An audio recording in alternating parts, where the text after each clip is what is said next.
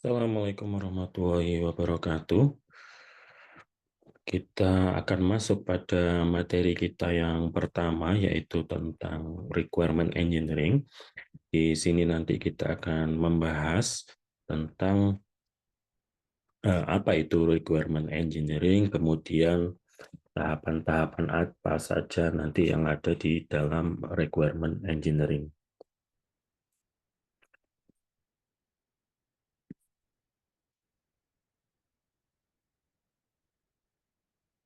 Suatu rekayasa atau suatu penggalian kebutuhan yang baik itu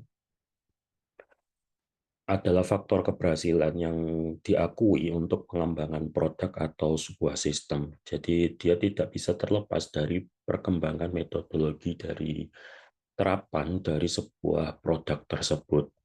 Dalam materi ini nanti kalian akan mendapatkan sebuah teori tentang memahami bagaimana latar belakang, kemudian bagaimana sejarah dari persyaratan rekayasa dan latar belakang serta pendekatan yang akan digunakan di dalam rekayasa kemudian kebutuhan. Kemudian Anda nanti juga akan belajar mengapa kadang-kadang dua disiplin ilmu ini saling berkaitan antara agile di software proses kemudian dengan rekayasa kebutuhan software engineering. Jadi ketika nanti di dua model ini atau dua pendekatan ini saling berhubungan, nanti akan terjadi interaksi yang menghindari adanya kesalahpahaman. Kemudian Anda juga nanti akan mempelajari meskipun kedua disiplin ilmu itu berbeda secara definisi maupun secara penerapan, kemudian kalian nanti juga akan memahami mengapa ketika itu digunakan ke dalam sebuah software proses yang baru, itu nanti atau sebuah software proses yang lain, itu nanti juga akan sedikit berbeda. Kalian nanti juga akan mempelajari tentang pendekatan di Agile seperti di Scrum, Lean Development, dan Kanban, di mana nanti akan membutuhkan sebuah pendekatan desain interaksi yang bagus, desain kebutuhan yang bagus untuk dapat mengantarkan sebuah produk yang sukses, produk ataupun sistem yang sukses kepada pengguna. Kemudian selain itu kalian nanti juga akan mempelajari tentang kekuatan dan kelemahan dari requirement engineering method dan pendekatan di Agile. Ketika sebuah rekayasa kebutuhan itu sangat penting untuk sebuah proses elitasi, kita harus memahami dan mendokumentasikan bahwa kebutuhan dari stakeholder itu tidak dapat dibuat dalam urutan yang kurang tepat atau urutan yang salah di dalam sebuah produk atau sistem. Karena ketika kita melakukan proses penggalian kebutuhan, kemudian kita terjadi kesalahan di situ, maka akan sangat berpengaruh sekali kepada proses di dalam pembangunan sebuah sistem. Kemudian pada dasarnya di dalam proses pengembangan kebutuhan, terutama di Agile, ketika dia mendapatkan sebuah iterasi, maka kita dapat melihat bagaimana nanti di rekayasa kebutuhan ini, nanti dia bisa menghindari asumsi-asumsi yang salah dari sebuah produk atau sebuah sistem, atau mungkin lebih kecil lagi, sebuah fitur, sehingga itu nanti akan menghindarkan kita kepada proses development yang lebih lama. IRIB sebagai suatu induk organisasi untuk software engineering itu mengembangkan model lanjutan untuk kedua disiplin ilmu ini, yaitu requirement engineering di dalam Agile.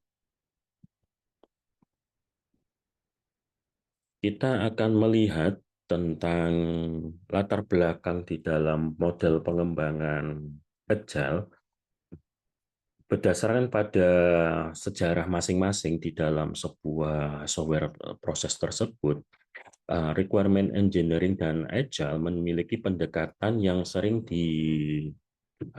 dilihat secara terpisah. Kita coba melihat tentang beberapa tonggak penting dalam sejarah, bagaimana kita harus memahami bahwa kedua konsep ini itu mereka bisa muncul sehingga nanti kita bisa melakukan intersection di dalam kedua proses ini. Kalau kita lihat di dalam gambar yang ada di layar tampilan kalian, bahwa dimulai di tahun 1970 ketika perangkat lunak itu mengalami krisis di dalam pengembangan perangkat lunak, atau kalau di beberapa literatur disebut sebagai software krisis, itu menunjukkan bahwa ketika proses tersebut itu kita mengalami fase di mana user tersebut itu mengalami keluhan. Jadi keluhan terhadap pengembangan perangkat lunak. Pengembangan produk yang sering kali dilakukan oleh programmer atau developer pada saat itu seringkali tidak memuaskan di sisi pengguna. Ini menjawab dari permasalahan dan ahli metodologi tentang proses di waterfall. Jadi air terjun atau waterfall yang dipopulerkan oleh Barry Bohm. Barry Bohm ini sebagai dia inisiator sebenarnya untuk waterfall.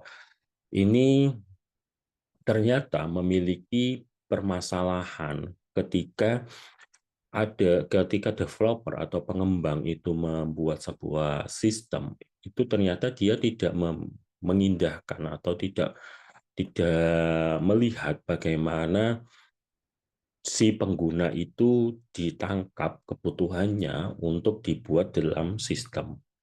Jadi kalau dia mau membuat sebuah sistem, ya itu sistem didasarkan pada pengetahuan dari si developer, bukan tentang bagaimana pengembangan itu bisa digunakan oleh si user.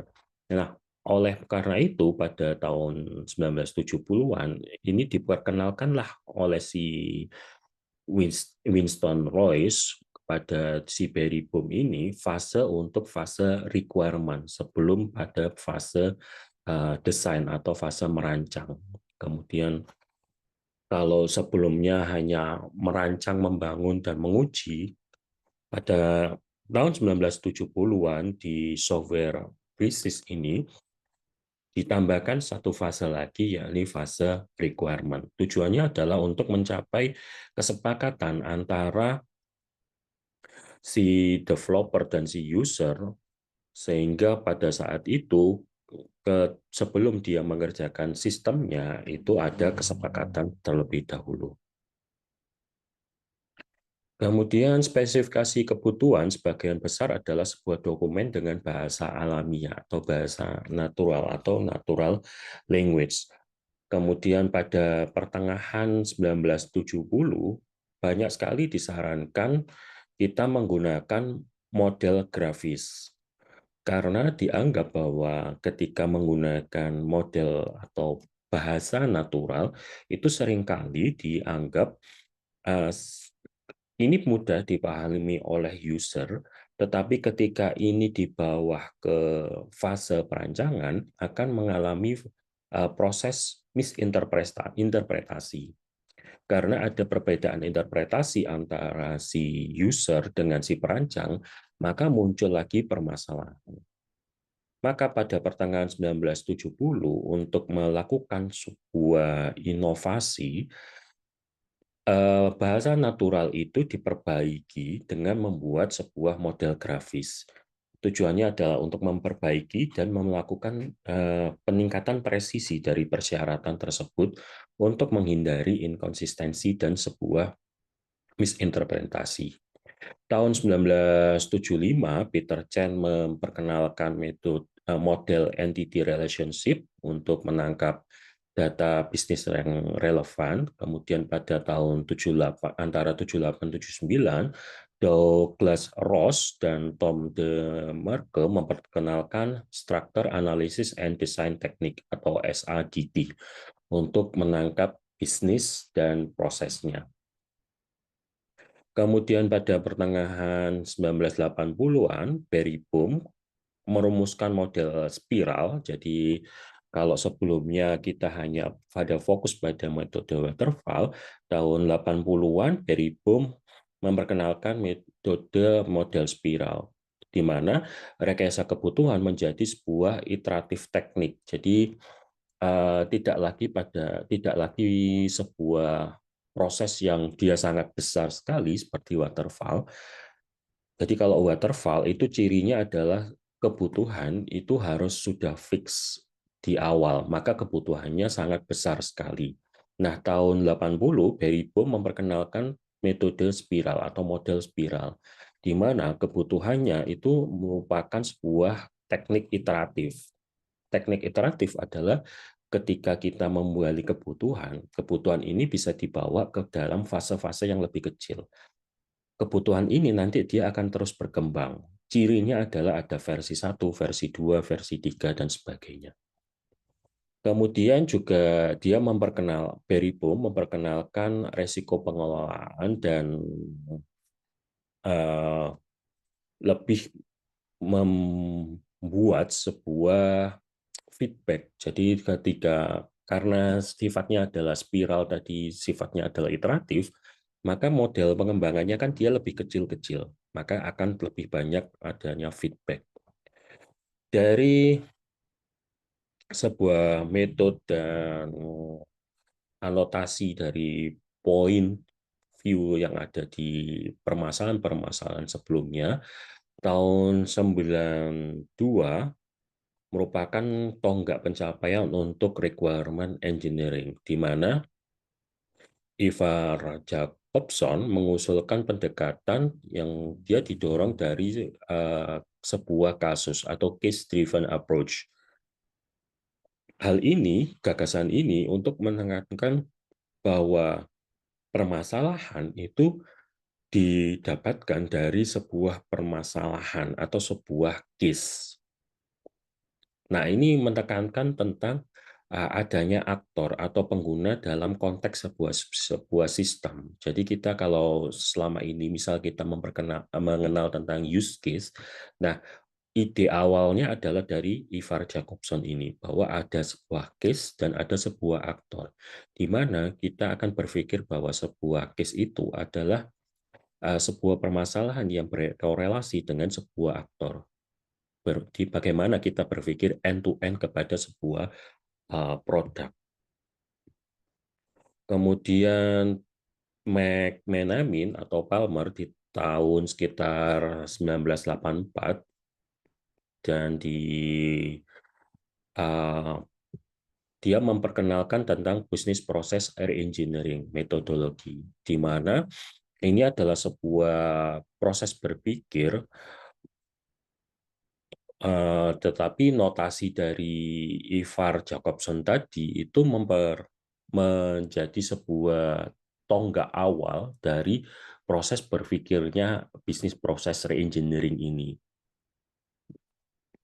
Bisnis proses reengineering ini sangat populer karena didukung dengan adanya deskripsi dari use case yang dikenalkan oleh si Ivar Jacobson tadi.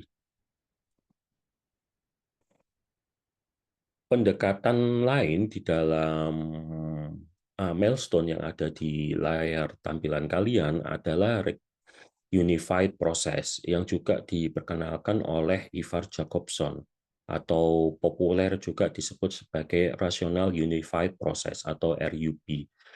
RUP memperkenalkan atau melihat bahwa sebuah requirement engineering itu adalah sebuah disiplin, bukan sebuah fase. Nah, ketika dia dianggap sebuah disiplin, maka ini akan melihat bahwa ketika dia sebuah disiplin, maka dia bisa menggunakan sebuah pendekatan-pendekatan atau sebuah pendekatan yang dia lebih besar daripada hanya sebuah fase. Ini perbedaannya. Jadi kalau dia dianggap sebagai sebuah disiplin, maka dia bisa berhubungan dengan hal-hal yang lainnya. Tapi kalau dia hanya sebuah fase, ketika fase itu sudah dilewati, ya sudah selesai. Seperti itu. Semua model pengembangan atau proses model pengembangan yang ada saat ini itu melibatkan beberapa disiplin ilmu seperti bisnis analisis, rekayasa kebutuhan, desain, implementasi, dan testing. Kemudian fase-fase, kalau fase itu seperti inception atau permulaan, kemudian elaborasi, konstruksi, kemudian transisi, kalau misal di dalam RUP. Kemudian dia juga memungkinkan untuk pencapaiannya itu dapat dikelola. Sedangkan kalau yang pertama, kalau sebuah fase itu merupakan sebuah teknik dan sebuah praktik di dalam sebuah proses. Nah, ini yang membedakan antara disiplin dan sebuah fase. Standarisasi dari sebuah UML atau Unified Modeling Language tahun 1997 oleh OMG, Object Management Group, membantu untuk membuat spesifikasi dari kebutuhan menggunakan model dari use case. Nah, ini adalah lanjutan dari ide yang diperkenalkan oleh Ivar Jacobson yang memperkenalkan tentang case dan aktor. Kemudian di UML tersebut, use case tersebut, kemudian activity diagram, state chart, dan beberapa diagram yang populer itu sangat membantu sekali untuk membuat sebuah notasi di dalam sebuah kebutuhan. Kemudian ketika berpikir tentang end-to-end business process, maka ada standarisasi yang dilakukan oleh BPMN, Business Process Model and Notation, yang juga idenya adalah diperkenalkan oleh Ivar Jacobson, di mana use case yang seringkali dilakukan atau yang seringkali didapatkan itu sangat misinterpretasi sekali. Hanya bagian-bagian IT yang dia bisa dikenali oleh si bisnis proses tersebut. Kemudian BPMN, model dari BPMN ini sangat sangat dekat sekali dengan proses bisnis. Nah, ini bisa menjembatani antara bidang bisnis dan IT.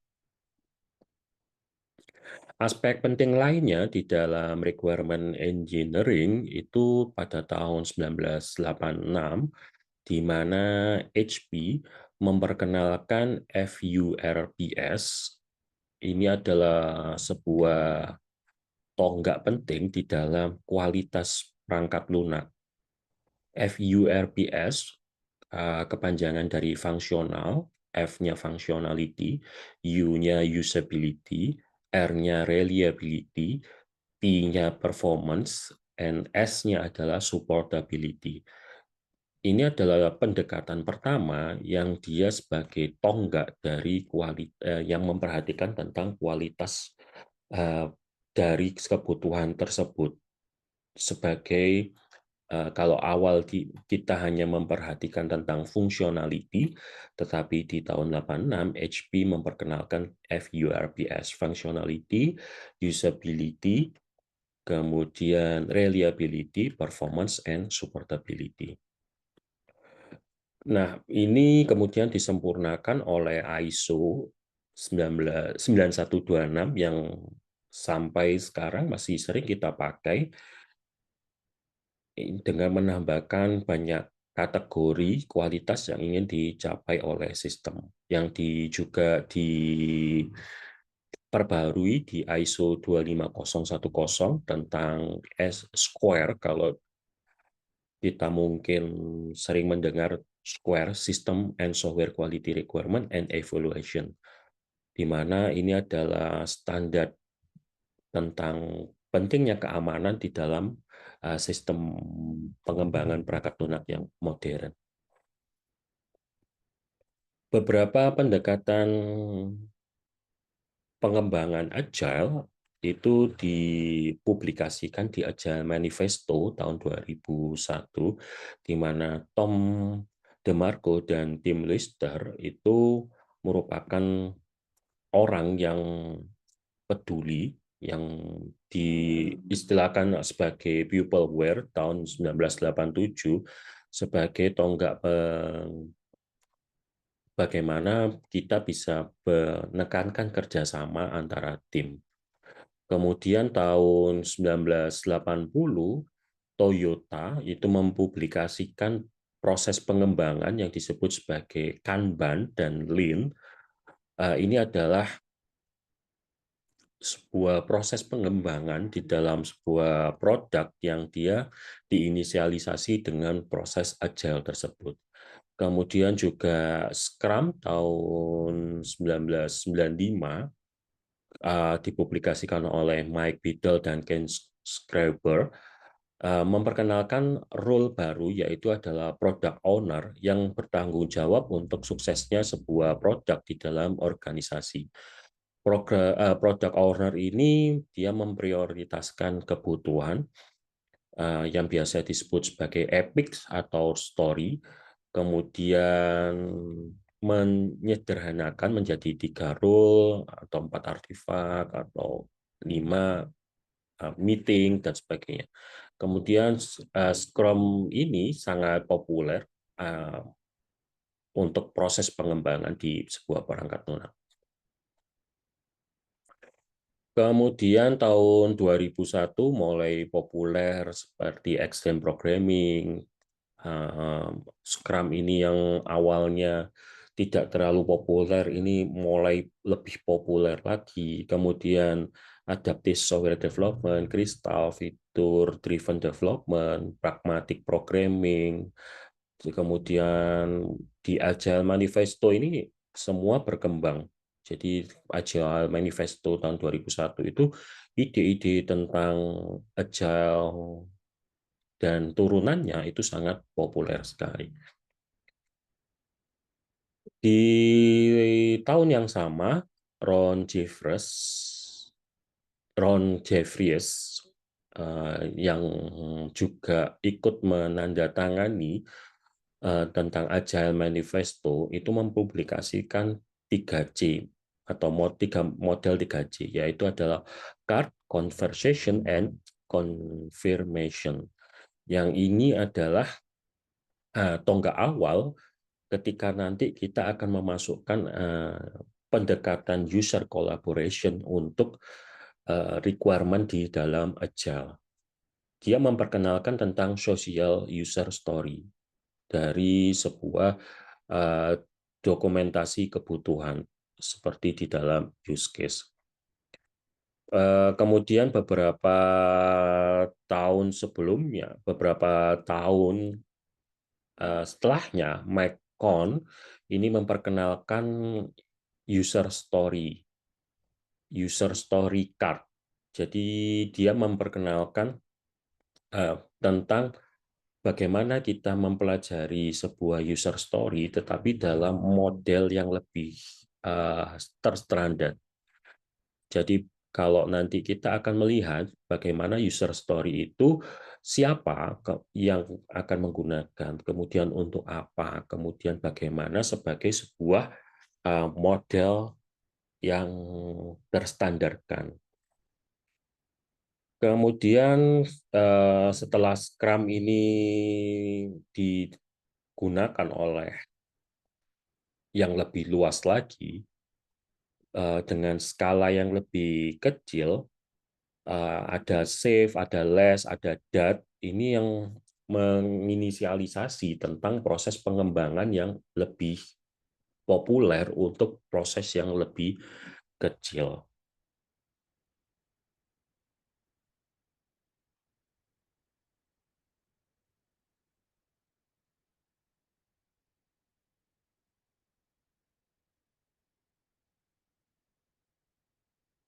Agile dan requirement engineering adalah dua disiplin di mana pendekatan awal dan tujuan yang memiliki perbedaan goal dan tujuan ini merupakan suatu pendekatan yang sebenarnya dia tidak bisa dipisahkan. Mari kita melihat mengapa kedua pendekatan ini seringkali dia tidak bisa dipisahkan dan bagaimana mereka bisa mendapatkan keuntungan dari kedua model ini. Setelah kita coba lihat dari latar belakang yang telah kalian lihat di grafis tadi, kita akan melihat bahwa proses pengembangan antara agile dan requirement engineering ini telah melalui proses atau melalui fase yang sangat panjang sekali. IRIB sebagai induk organisasi dari requirement engineering mendefinisikan bahwa requirement engineering itu adalah sebuah proses yang sistematis dan dibutuhkan pendekatan disiplin untuk pendekatan disiplin ilmu yang dia bisa menspesifikkan beberapa tujuan. Yang pertama adalah mengetahui persyaratan yang relevan untuk mencapai konsensus di antara para pemangku kepentingan tentang persyaratan, bagaimana mendokumentasikan kebutuhan tersebut untuk sebuah standar yang lebih baik dan bagaimana mengelola kebutuhan tersebut lebih sistematis. Kemudian yang kedua adalah memahami dan mendokumentasikan untuk pemangku kepentingan dan keinginan dan kebutuhan tersebut untuk bisa tercapai atau bisa tersampaikan lebih baik. Kemudian yang ketiga adalah menentukan dan mengelola kebutuhan tersebut, kemudian memperkecil serta menaruhnya untuk diantarkan atau dideliverkan untuk meminimalisir resiko-risiko yang ada di dalam pengembangan perangkat lunak tersebut, sehingga dia dapat mencapai kebutuhan dari stakeholder. Poin pertama di dalam mengetahui persyaratan yang relevan sebelum terjun ke solusi, ini sebenarnya adalah sebuah hal yang tidak perlu dipermasalahkan, tetapi Agile adalah sebuah metode yang sangat eksplisit tentang bagaimana relevansi itu sebaiknya menjadi hal yang ditafsirkan. Tidak hanya di dalam waktu, semua persyaratan yang ada atau semua persyaratan atau semua kebutuhan yang relevan dengan sebuah perangkat lunak itu akan menjadi sebuah tantangan tersendiri. Kita harus melihat bahwa statement atau vision statement itu adalah sebuah kita melihat lebih jauh lagi tentang bagaimana apakah sebuah perangkat lunak itu sudah sesuai atau sudah mencukupi untuk dilakukan proses pengembangan atau apakah pandangan kita tentang statement kebutuhan atau statement goal tersebut itu sudah bisa menjadi bagian dari solusi sebuah pengembangan. Tujuan dari requirement engineering itu adalah untuk mencapai konsensus di antara stakeholder. Siapa yang dapat merubah tujuan ini? Di agility menyarankan bahwa untuk mendapatkan konsensus itu kita harus melihat secara intensif, kemudian secara kolaborasi, kita melakukan diskusi yang intensif tentang requirement yang harus dilakukan sampai semua pemangku kepentingan memiliki perasaan yang sama. Nah, mekanisme agility ini untuk mencapai konsensus di antara pemangku kepentingan adalah untuk mendapatkan feedback melalui peningkatan produk yang dapat dibuktikan. Di banyak lingkungan, kita melihat sebuah produk atau parsial atau sebuah versioning. Nah, kenaikan dari setiap tahap ini dapat kita gunakan untuk mengembangkan sebuah proses. Jadi kita memperlihat bahwa kesuksesan dari sebuah temuan tersebut itu akan menciptakan volume yang lebih besar di dalam sebuah solusi dengan dokumen yang lebih tepat. Di rekayasa kebutuhan juga berusaha untuk mendokumentasikan keinginan dan kebutuhan dari pemangku kepentingan. Agility itu memperingatkan kita tentang hal tersebut,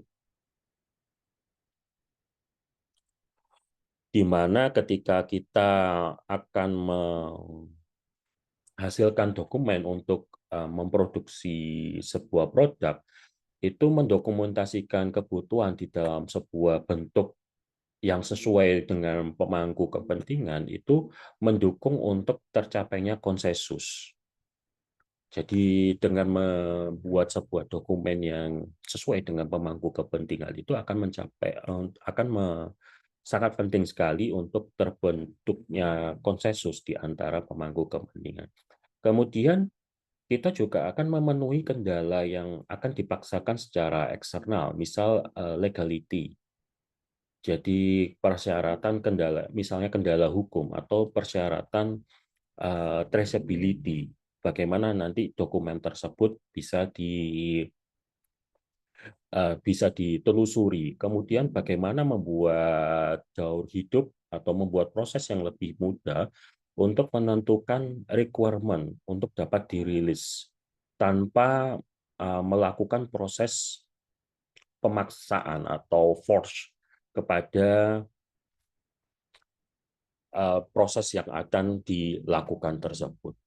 Kemudian tujuan terakhir di dalam definisi sebuah kebutuhan itu adalah mendefinisikan bahwa rekayasa kebutuhan ini adalah sebuah pengelolaan kebutuhan untuk meminimalisir bagaimana kita resiko ketika mendeliverkan sebuah sistem itu dia tidak memenuhi kebutuhan dari stakeholder, baik kebutuhannya maupun keinginannya. Untuk mencapai hal ini, Agile menyarankan tentang constantly checking. Jadi kita secara terus-menerus melihat bahwa prioritas dan estimasi dari backlog itu bisa kita pantau secara terus-menerus di dalam sebuah kebutuhan. Prinsip di dalam agility itu membangun atau membantu kita untuk refocus requirement engineering di dalam efisiensi, flexibility, dan kolaboratif. Nah, disinilah kita bisa melihat bahwa agile dan requirement engineering ini bisa bersama-sama untuk sebuah hasil yang lebih baik. Kemudian agility itu mendukung kita untuk selalu berkolaborasi dan berkomunikasi antar stakeholder. Di dalam beberapa metode agile ini biasanya sangat sering, jadi frekuen, dan biasanya kita akan membuka komunikasi verbal antara klien dan user. Klien dan user, kemudian developer dengan um, product owner, dan sebagainya. Ketika komunikasi tersebut sudah terbentuk, maka itu adalah sebuah jalan yang bisa dikatakan adalah jalan yang sangat mulus sekali untuk menggabungkan atau untuk memahami kebutuhan tersebut. Secara tidak langsung, ketika proses penggalian kebutuhan, kita akan bisa mengetahui bahwa bagaimana sih kita menggali sebuah kebutuhan.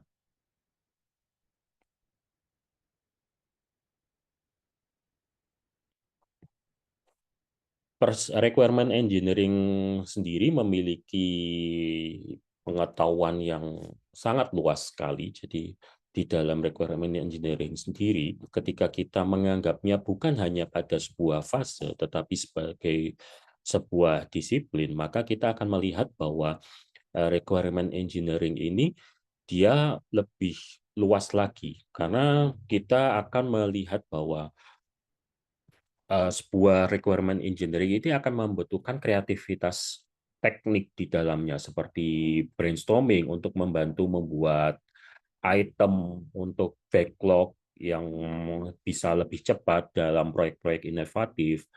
Kemudian kita bisa melihat, misal di produk ini kita akan bisa menggali kebutuhannya. Kemudian bagaimana kuesioner itu bisa membantu kita mendapatkan feedback yang lebih cepat lagi dengan ruang lingkup yang lebih luas. Ini merupakan sebuah tonggak ketika kita melihat bahwa requirement itu bukan lagi sebuah fase, tetapi dia adalah sebuah disiplin. Agile sebagai produk, di dalam product owner, di dalam Agile, kita bisa mendapatkan feedback atau bisa mendapatkan keuntungan yang sangat besar sekali ketika kita memahami berbagai teknik elisitasi, seperti ketika kita membuat sebuah backlog, itu tidak hanya kita membuat sebuah apa sih yang kamu butuhkan dan sebagainya. Tetapi kalau kita membuat sebuah produk backlog ini, maka ada proses yang lebih inovatif lagi untuk membuat sebuah produk.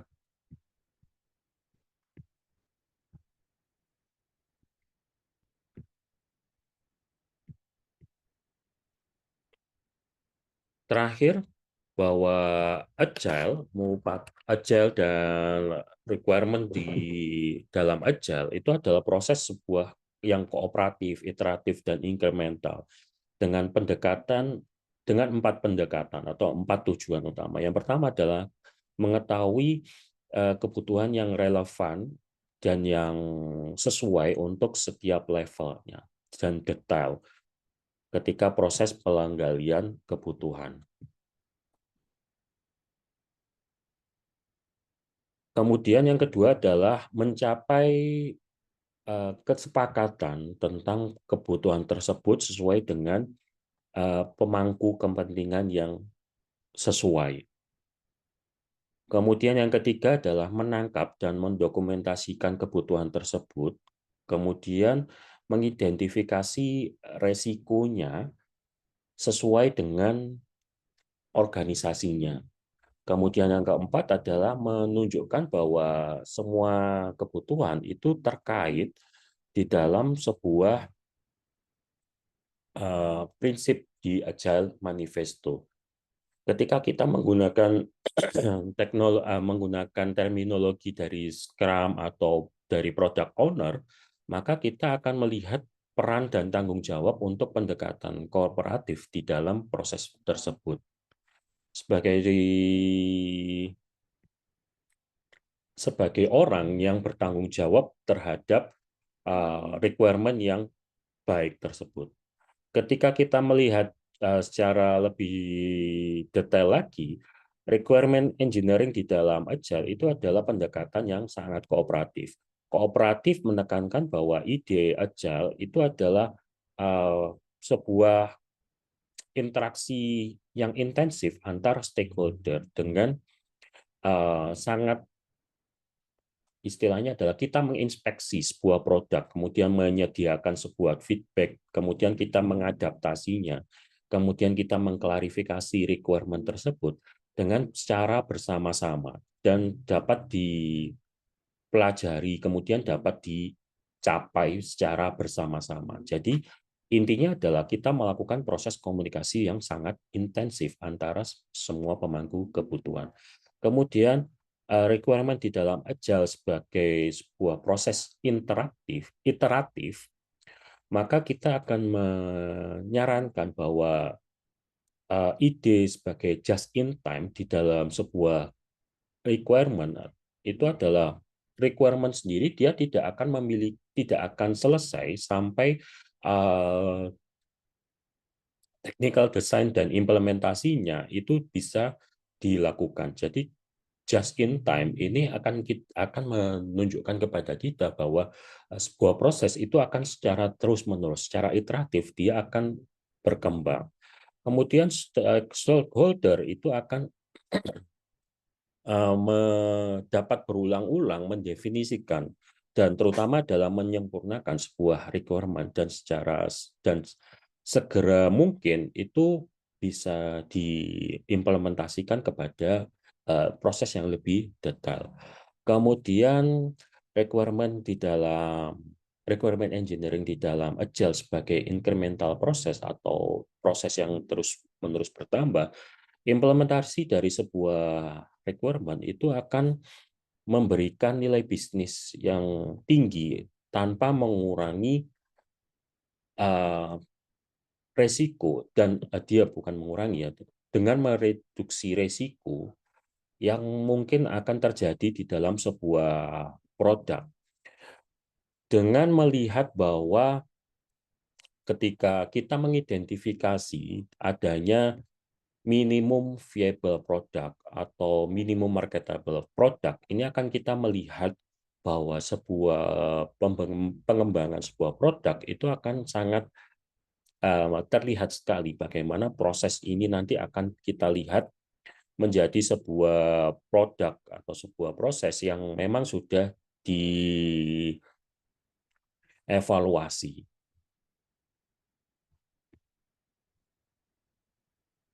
Itu adalah materi kita untuk requirement engineering. Terima kasih.